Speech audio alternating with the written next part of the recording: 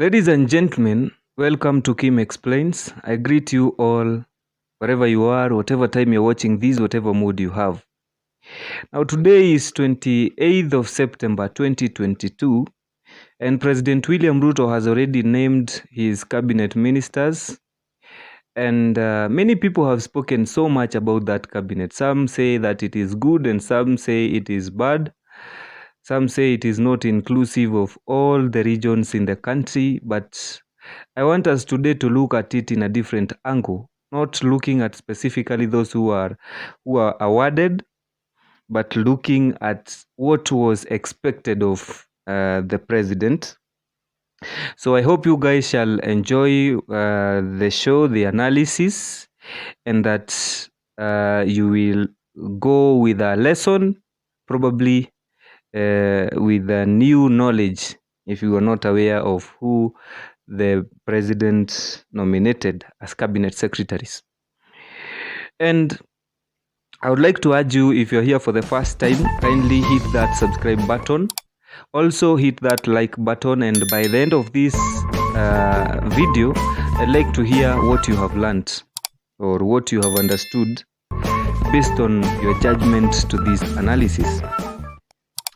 And looking at the list of that cabinet, I must say that President Ruto is one of the very few politicians who exist and who you can trust. That he promises and he delivers. And before he even mentioned who the cabinet ministers were, there is what he had said. For example, he had already put clear that he would appoint Musalia Mudavadi as the prime cabinet secretary. He would appoint the Speaker of the National Assembly as Moses Wetangula, and all the other promises he has already delivered. He promised to appoint the judges of the court that were not yet appointed by President Uhuru Kenyatta, and he did that within the first 6 hours after being sworn in. And now the cabinet comes here. And looking at the full list of the cabinet ministers, two basic things come to me. That President William Ruto is a person who respects loyalty.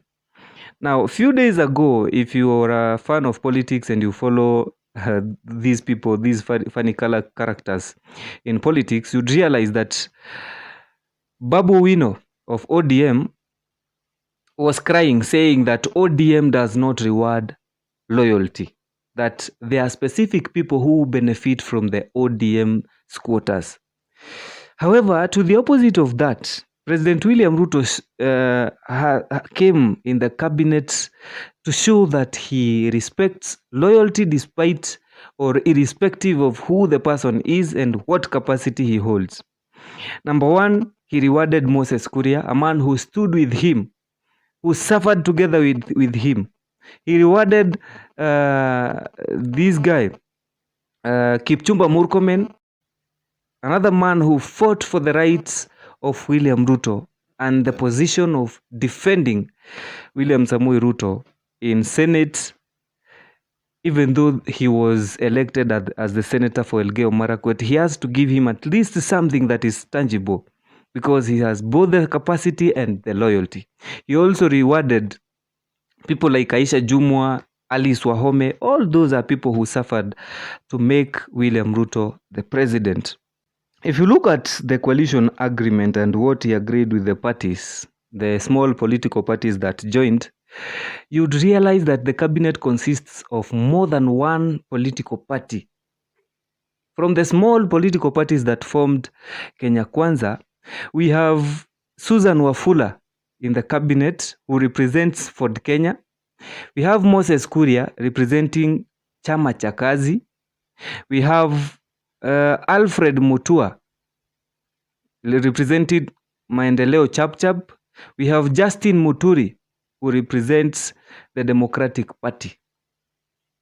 Now, all this is this is from the agreement that they had when they formed Kenya Kwanza, and when he promised that he would form a government with the small parties, not only the UDA. And don't forget that the prime minister comes from the ANC party, Amani National Congress, the Prime Minister Musalia Mudavadi.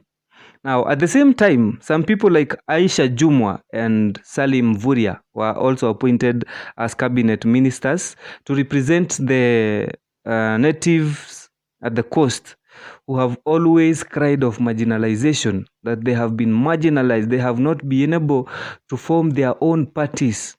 They have not been able to be strong in terms of forming a strong party that represents the interests of those people who are at the coast.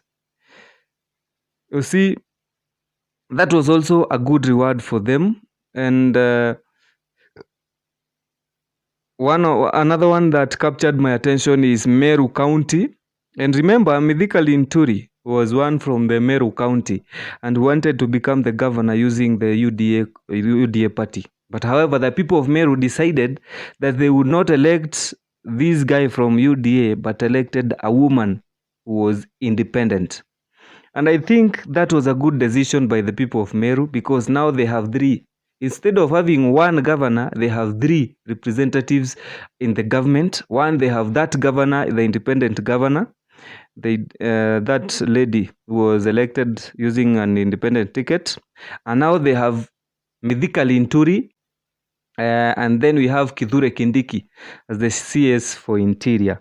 So I think, in my consideration, this government is very inclusive, and it is in obedience to the agreement of what they had agreed when they were forming the government. So to me, out of 10, I would award this cabinet 8 out of 10. Ladies and gentlemen, that was my time. My name is Wilson Kimaninganga. I am the host of this show, Kim Explains, and I would be glad if you subscribe and leave a comment. Tell us how we can improve this show and what you expect from us. Thank you. Have a nice time.